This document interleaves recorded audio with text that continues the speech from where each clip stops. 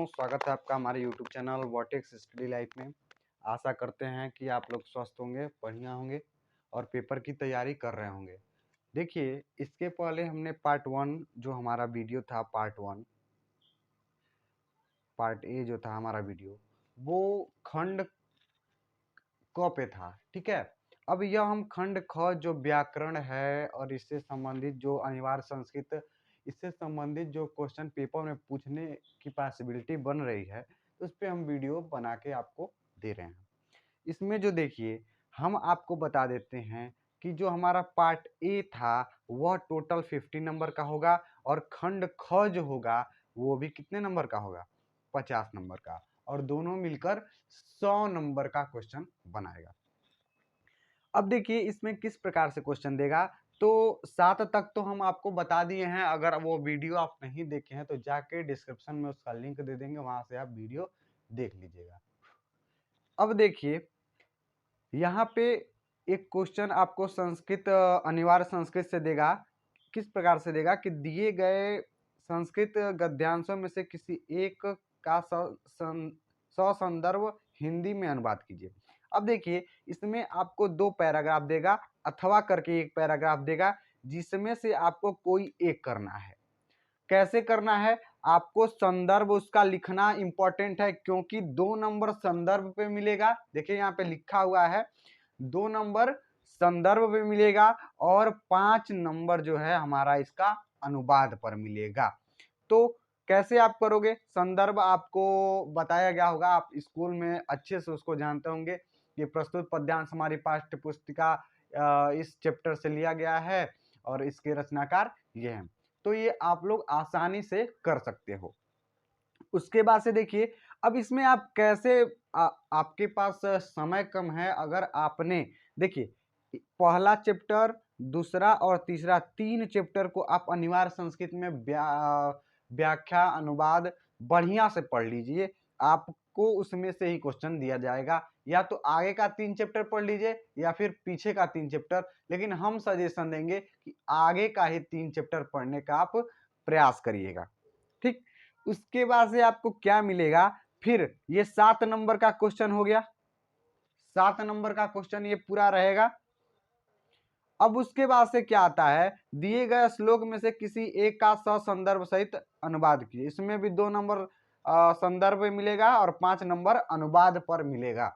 उसमें आपको क्या करना है कि ये भी अथवा में करके देखिए, यहाँ पे एक यहाँ पे है और एक अथवा में करके यहाँ पर दिया है, ठीक है। तो जल बिंदु निपातेन क्रमशः पूर्येत घट, यह आप पढ़े होंगे जब अनिवार्य संस्कृत का किताब आप पढ़ रहे होंगे।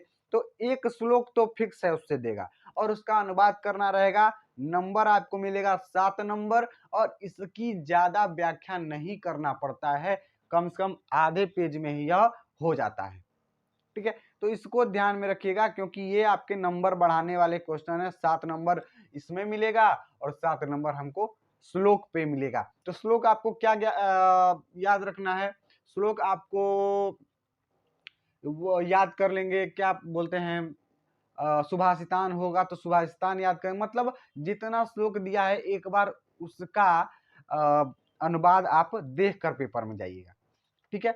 ये हो गया आपका ये अनिवार्य संस्कृत से क्वेश्चन। उसके बाद से 9वां प्रश्न जो है वह 2 नंबर का होगा। क्या होगा, मुहावरा एवं लोकोक्तियां। मुहावरा आप करना जानते होंगे, हाथ कंगन को आरसी क्या, पापड़ बेलना और सावन हरे न भादो सूखे। ये सब क्या है, ये सब मुहावरे हैं और इस मुहावरे को आप देख के जाइएगा। 2-4 मुहावरे तो आप अपने पास से भी कर सकते हो, उसमें कोई ज्यादा दिक्कत की बात नहीं है। आप ये 2 नंबर पा सकते हो, ठीक है। अगर आपके पास समय हो तो आप जरूर देखिएगा वीडियो। उसके बाद से क्या आपको प्रश्न पूछा जाएगा, संधि विच्छेद। संधि विच्छेद आप करना जानते होंगे। अध्यप का क्या हो गया, अध्य धन अपि होता है, आपको पता होगा। पवन का संधि विच्छेद क्या करना है, पवन का संधि पौधन वन होता है, ठीक है। नायक, यह संधि विच्छेद आपको एक एक नंबर में 3 संधि विच्छेद। अब देखिए जो आपको ये हम बताए हैं लोकोक्तियां, इनमें से कोई एक ही करना है, ठीक है। कोई एक ही संधि विच्छेद करना है और आपको नंबर 2 मिलेंगे। 4 क्वेश्चन देगा, उसमें से कोई एक करना है। उसके बाद से आपको विभक्ति और वचन लिखने के लिए दे देगा। तो एक आत्मनः पे याद कर लीजिएगा, एक सरिता पे याद कर लीजिएगा। विभक्ति वचन आपको याद करना पड़ेगा और इनमें से इन दोनों में से कोई एक ही करना होता है, आपको नंबर मिलेंगे 2। ठीक है, इसको आप कर सकते हो। उसके बाद से 11वां क्वेश्चन देखिए। 11वां क्वेश्चन आप 10 का पेपर दिए होंगे या नहीं दिए होंगे, तो उसमें यह प्रश्न नहीं दिया जाता है, लेकिन 12 में यह प्रश्न है कि एक ही टाइप का 2 शब्द देगा, अभिराम और अविराम, और उसमें से 4 आपको ऑप्शन देगा, उसमें से ट्रिक करना है कि कौन सा ऑप्शन आपका सही है। लिखा है निम्नलिखित शब्द युग्मों को सही अर्थ चयन करके लिखिए। तो उसमें से अभिराम और अविराम में जो आपका सही होगा उस पर आप ट्रिक करेंगे और आपको नंबर 2 मिल जाएंगे। ठीक, यह 11वां का क का पहला था। इसमें एक और क्वेश्चन, 2 क्वेश्चन पूछता है पेपर में, 2 क्वेश्चन पूछता है। एक और है अंशु और अंश, 2 है। आप अगर आपका इस जो हम यह बता रहे हैं आपको, अभिराम अविराम और अंशु अंश, अगर इस पे और ज्यादा आपको प्रश्न चाहिए तो हमारे नंबर पे मैसेज करके आप हमसे क्वेश्चन ले सकते हैं और उसको सॉल्व कर सकते हैं, क्योंकि पेपर में ये नंबर बढ़ाते हैं, ये छोटे छोटे जो हैं यही नंबर आपके बढ़ाएंगे। उसके बाद से ख प्रश्न देखिए। ख प्रश्न क्या कहता है कि निम्नलिखित शब्दों में से किसी एक शब्द के 2 अर्थ लिखिए। ठीक है, यानी पर्यायवाची बोल रहा है। पर्यायवाची आप करना जानते हो, अंबर है, आकाश होता है, ठीक है, शून्य होता है, अर्क है, यह सूर्य होता है, ठीक है, जनक पिता होता है। मतलब ये आप पर्यायवाची लिख सकते हो, आपको पर्यायवाची याद होगी तो आप पर्यायवाची लिख जाओगे। अब देखिए इसमें आपको कोई ट्रिक बताने की जरूरत नहीं है, क्योंकि यह जो है वह व्याकरण है और व्याकरण में कोई ट्रिक नहीं होता है। आप व्याकरण जितना पढ़े हो उतना ही जाके लिखोगे। ठीक है, अब निम्नलिखित वाक्यांशों के लिए एक शब्द चयन करके लिखिए। जंगल की अग्नि। ठीक है, जंगल की अग्नि, क्या लिखोगे आप इसको? जंगल की अग्नि। ठीक है, तो क्या हो जाएगा बताइए, आप कमेंट करिए कि जंगल की अग्नि को क्या बोलते हैं। जंगल की अग्नि को हम बोलते हैं दावाग्नि। ठीक है, जो जीता जा ना सके उसको क्या बोलते हैं? ठीक है, जो जीता जा न सके अजेय होता है। ठीक है, तो ऐसे प्रश्न पूछेगा आपको पेपर में। थोड़ा देखिए उसी प्रकार से दिया है जठराग्नि, नाभाग्नि, तो आपको ये नहीं कि अब उससे जंगल से मिल रहा है तो जंगल जो देख लिए तो लगा दिए, नहीं, आपको अपना लॉजिक लगाना है कि कैसे प्रश्न को सॉल्व करोगे। जो जीता ना जा सके, यहाँ दिया है अजीत, तो इस पर भी आप ट्रिक कर सकते थे, लेकिन इसका सटीक आंसर होगा अजेय। अगला प्रश्न पढ़ते हैं। अगला प्रश्न क्या कह रहा है कि निम्नलिखित में से किन्हीं 2 वाक्यों के को शुद्ध करके लिखिए। यानी इसमें से कोई 2 वाक्य ऐसे हैं जिनको शुद्ध करके लिखना है। जैसे कहा है मैंने हस्ताक्षर कर दिया। ठीक है, तो इसका क्या हो सकता है? शुद्ध शब्द हो सकता है इसका मैंने हस्ताक्षर कर दिए। ठीक है, मैंने हस्ताक्षर कर दिए, इसका शुद्ध शब्द होगा विष्णु के अनेक नाम हैं। तो इसका क्या हो सकता है? विष्णु के अनेक नाम हैं। अनेकों यहाँ पे दिया, इसको अनेक बनाएंगे। ठीक है, माधव ने पुस्तक पढ़ लिया, माधव ने पुस्तक पढ़ ली होगा।